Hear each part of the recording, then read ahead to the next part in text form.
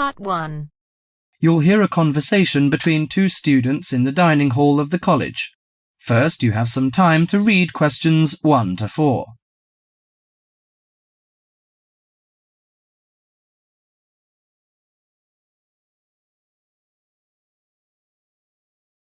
Now listen carefully to the conversation and answer questions 1 to 4. Hi Max, how are you? Hi Melanie, I'm fine. In fact, I'm preparing the coming holidays and I want to have a car tour with my friends. That sounds lovely. How is your preparation? Well, I haven't begun yet because I'm not quite sure how to rent a car and what the expense is like and something like this. Ha, you've run into the right person. I did the same last holiday and I can recommend it to you. I went to Avis Rent-A-Car Company, which is at 14A Dover Road, Oxford. Let me write it down. Is it DOVER? Yes, and the telephone number is 634-0963. But if you book for the first time, dial another number with extension. That is 634-0853, extension 54. OK, thank you very much. I'll have a try.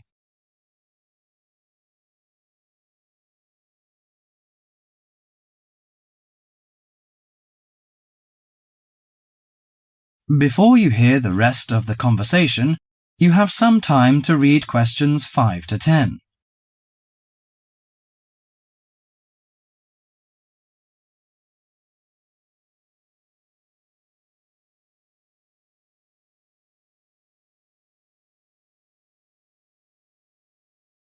Now listen to the conversation between Max and the assistant and answer questions 5 to 10. Good morning, Avis Rent-A-Car Company. How can I help you? Hi, I want to book a car for tour. I want to inquire some information about the grade of the cars and the prices. No problem. We offer a wide selection of rental cars to choose from luxury car to economy car, compact car, minivan, and pickup truck. Well, luxury car is obviously out of my price range, but compact or economy is not big enough. You know, we have 7 persons together. Well, how about a minivan? It's perfect for road trips and will make your journey feel like you're in a living room on wheels. I think that's good. Well, what does it feature? I mean, what facilities does it have? Unlike most minivans with manual transmission, the rental minivan cars have feature automatic transmission, air conditioning, and AM/FM stereo. If you drive a long, smooth way, you can use the cruise control, which will save you a lot of energy. Good. How much is the price? If you rent an intermediate one, it will cost you £55 each day. If it is standard, the cost is £45 per day. I think the standard is enough. Oh, we have a special 50% discount for weekends, from Friday to Sunday. But that doesn't apply to tax, recovery fees, and optional services. Well, what are the optional services? Well, they usually include some extra facilities, like first aid kit or something like that. I know. We plan to start off on Friday, so we have to prepare 1 day in advance. I want to book from 30th of April, which is Thursday, and it will end next Monday. OK.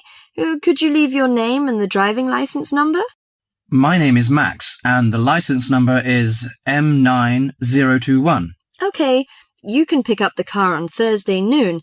Besides, we offer some optional services like street maps, flashlight, and sunsheet. What would you like to have? Flashlight is not necessary, I think. But street maps are useful, especially when we drive in a strange place. As for the sunsheet, I'd like to give that a miss. We don't want to spend too much extra money. OK, Mr. Max, thank you for calling.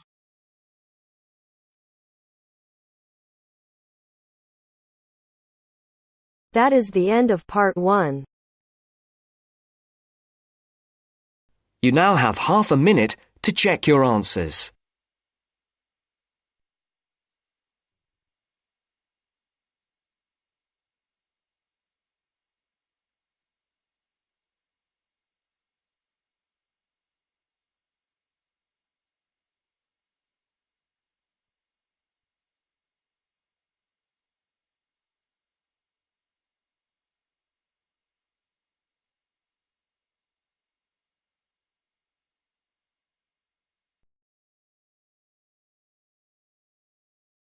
Now turns to part 2.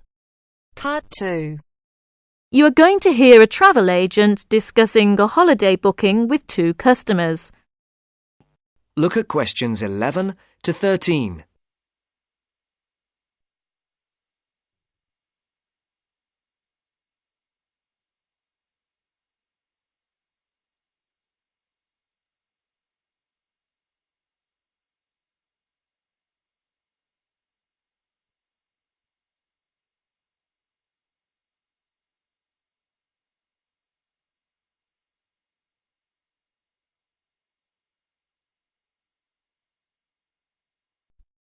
Good morning. Can I help you?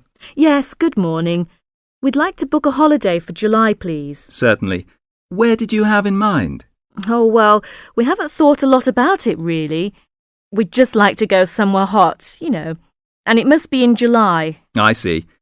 Well, let's get the dates cleared up first, then we can see about availability. What part of July were you thinking of? Oh, well, you see, we have slightly different holidays. I've got the whole month except for the last 5 days, so I could go from the 1st to the 26th. But my friend here doesn't start until the 7th, so I suppose it will have to be the middle 2 weeks, really. Yes, but I've got to be back before the 23rd. Okay. Now, let's find a destination.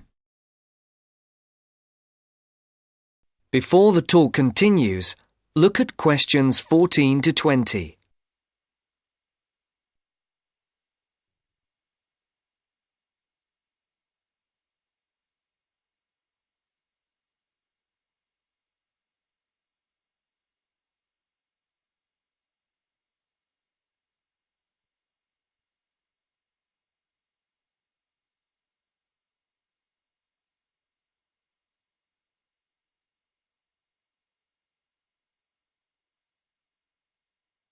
As you listen to the second part of the talk, answer the questions. Any preferences? France? Italy? Oh, not France. We went there last year, and it was absolutely packed with teenagers, making noise and getting drunk all the time. Yes, it was terrible. We definitely want somewhere quieter this year. Well, of course, it depends more on the resort rather than the country. There are resorts in every country which cater for the family or the slightly older person. They're usually a shade more expensive, though, as you might expect. Oh, well, we don't mind paying a bit more if it means more peace and quiet, do we? Definitely not. It'll be well worth it. All right, let's have a look at what we've got on the computer. July. Was it 10 or 14 nights you wanted? Oh, the fortnight, please. Right. Well, let's start with Italy. We've got 14 nights bed and breakfast in Sorrento for £345 from Manchester on the 14th. Or we've got... No, wait a minute. That's no good for me. We wouldn't get back till the 28th, and I've got to be back at work before that. Ah, yes. How about Sweden? 2 weeks, half board? How much would that be? That would be £540 from Manchester again. Well, 540... that seems too much. Well, madam, there's a surcharge for the airport, and it has a 5-star hotel. Oh, well, it's a bit over our budget, really. All right, let's try somewhere else. How about Portugal? Oh, that sounds great. We've never been there before, have we? Let's see now. We've got 14 nights in Albufeira, half board, from Gatwick, for £385. Albufeira? Oh, wait a minute. Did you say the flight was from London? That's right, from Gatwick. Oh, well, we'd prefer a flight from the north somewhere. Manchester, perhaps, or even Glasgow. That is the end of part 2. You now have half a minute to check your answers.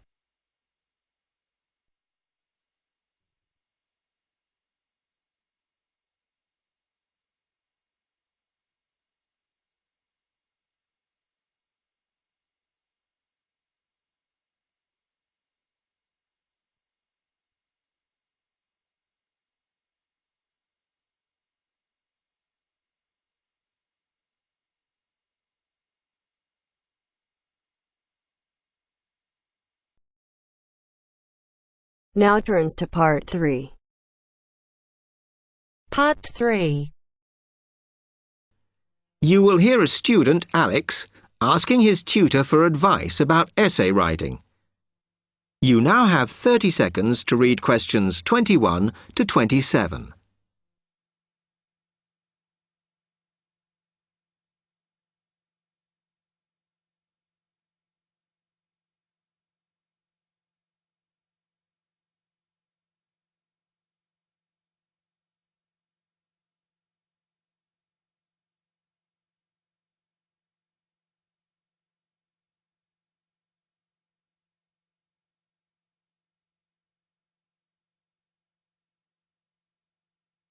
Hi, Alex. Come in. I gather you wanted some help with writing essays. Yes, I'm finding this first term difficult, and I'm worried about the assignments we have to do for January. Well, let me see if I can help. You shouldn't panic about it, because essay writing is a very straightforward process, really. What it involves is organising the information that you want to include. You shouldn't have more than you can easily manage within the word count. Make sure you haven't got too much or anything irrelevant. You need to look at that and work out what you need and what you don't need before you start. And then you just have to think about how you're going to put forward your argument. Oh, that sounds very straightforward when you put it like that. But I'm worried I haven't got the necessary skills for writing an effective essay because English is my second language. Well, perhaps you misunderstand the skills you need. You need to be able to analyse your data, and then I would say the skills of interpretation and expressing yourself are important. Perhaps it's this last one that bothers you, but the more essays you write, the more you will develop these skills. Yes, and I don't quite know how to improve at that. Though, as you say, I know practice will help. And I need to make sure I've got everything ready before I start. Yes. What is vital to good essay writing is preparation. So make sure you build in enough time to do the research you need. Are there any other sources I can use to help me with essays? Yes. You should go to the library and look through the reference section, because there are books that focus on the style we use in academic writing, and those will help you a lot. The other thing that you should think about is what happens when you've actually written your essay. Too many students just complete their work and hand it in, whereas what you should be doing is making sure that you edit it as thoroughly as possible. Oh, yes, that's a good idea. Then I'd pick up any mistakes and also see if it reads logically. Exactly. The other thing is, again, what a lot of students do is get their essays back, look at the marks, then just file it away. They don't realise that if they checked it through and looked at what the tutor had written, then they can learn from their old essays. Yeah, I can see that's a good idea. So, is that okay? You can always come back to me.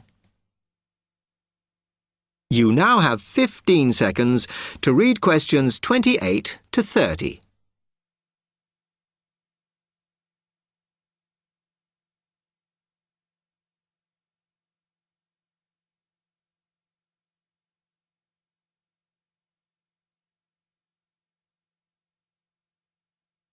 Actually, there were a couple of other things I wanted to ask you about essay writing. I had a few thoughts of my own about what I should do, such as really taking good notes when I'm reading, because that helps, doesn't it? I think it improves your knowledge rather than your actual writing. But one tip I can give you is to try and not read too much. Otherwise, you end up including irrelevant material in your essay. Remember to stay on task. Yes. Sometimes I have problems interpreting the questions correctly, or the whole question seems overwhelming to me. What I try to do is highlight the key parts and divide it into smaller chunks so I can manage it. Well, you might find it useful to break it down even further by making sure you understand all the words perfectly before you start. Things like assess or comment and such like. Yes, I see. Sometimes, after an objective analysis, the question actually asks you for a subjective opinion. But you must remember to support your arguments if that's the case. One final comment I can make is about using your own words. You must try to do this as far as possible. You're expected to summarise what you've read, not just string together a list of quotations. In fact, you shouldn't have too many. Just use them where it's really important. Okay, thanks. Do you read other students' essays when you've finished? No. Why? Is that a good idea? Well, you can confuse each other, so I'd advise against it. But it's up to you. Okay. Thanks very much for your time.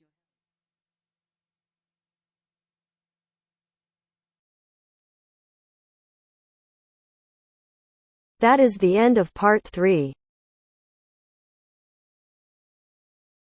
You now have half a minute to check your answers.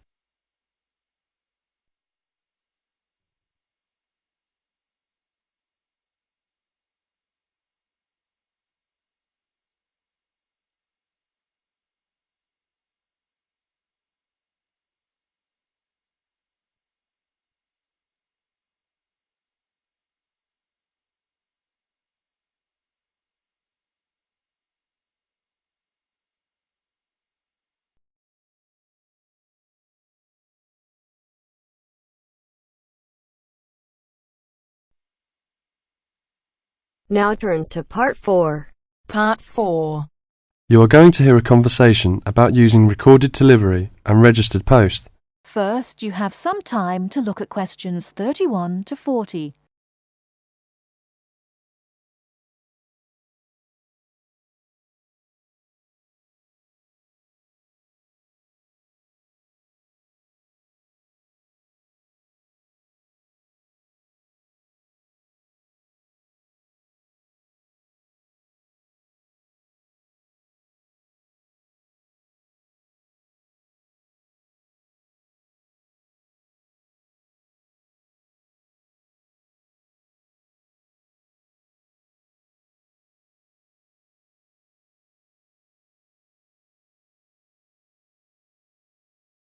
Now, listen carefully and answer questions 31 to 40.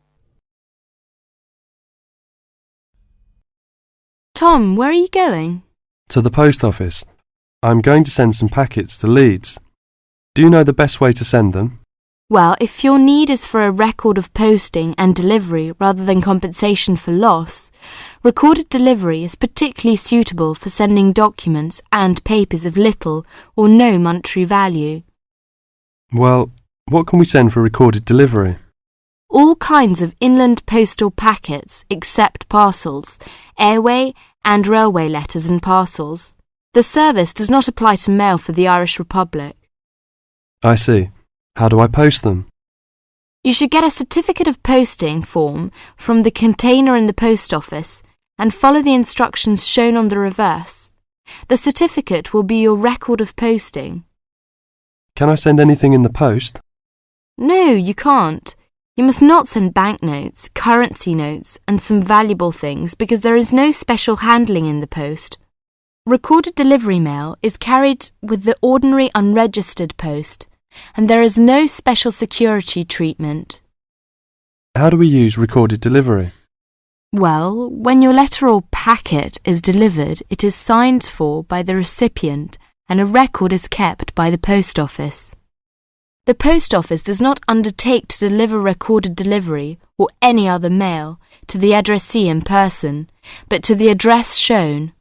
You can obtain confirmation of delivery by completing an advice of delivery form either at the time of posting or later. This form will be signed by a post office official, not by the addressee of the recipient. A fee is payable, which is lower if the form is handed in at the time of posting. Is there any compensation for loss? Well, compensation is limited. Compensation may be paid for loss or damage, but will not be paid for money or any other inadmissible item. If you want a speedy service for articles of value with extra security of handling en route, and wish to have compensation in the event of loss or damage, you should use registered post. What can we send if we use registered post? Any first-class letter or packet, except airway letter or railway letter. How do we post? What should we do? Well, you should make sure that the packet is made up in a strong cover, and then it is fastened with wax, gum, or other adhesive substance. Hand the packet to the post office counter clerk, together with the cost of postage and the registration fee. Do not post it in the posting box. Make sure that the fee paid is adequate to cover the value of the content. The counter clerk will give you a certificate of posting, which he has initiated with the date stamped. Is there any special security for the registered post? Yes, all registered mail receives special security treatment. Packing is very important because registration is not in itself a safeguard against damage. The contents of registered packets must be adequately packed. How do we pack then? Do we have to use special envelope? Yes, you have to send the articles in one of the registered letter envelopes sold by the post office. These envelopes are already stamped for first-class postage and have the minimum registration fee. What about the compensation? Compensation will not be paid for the following articles, such as banknotes, currency notes, trading stamps, coupons, and some valuable things, unless they are enclosed in one of the registered letter envelopes sold by the post office. I see. How does it deliver? The recipient on delivery signs for your registered mail. The post office does not undertake to deliver registered or any other mail to the addressee in person, but to the address shown. You can obtain confirmation of delivery by paying an additional fee and completing an advice of delivery form, either at the time of posting or later. If you require the recipient's signature on the advice of delivery, the form must be handed in at the time of posting. Otherwise, a post office official will sign the certificate. The advice of delivery fee is lower if the form is handed in at the time of posting. Thank you very much for all this useful information. That is the end of part 4. You now have half a minute to check your answers.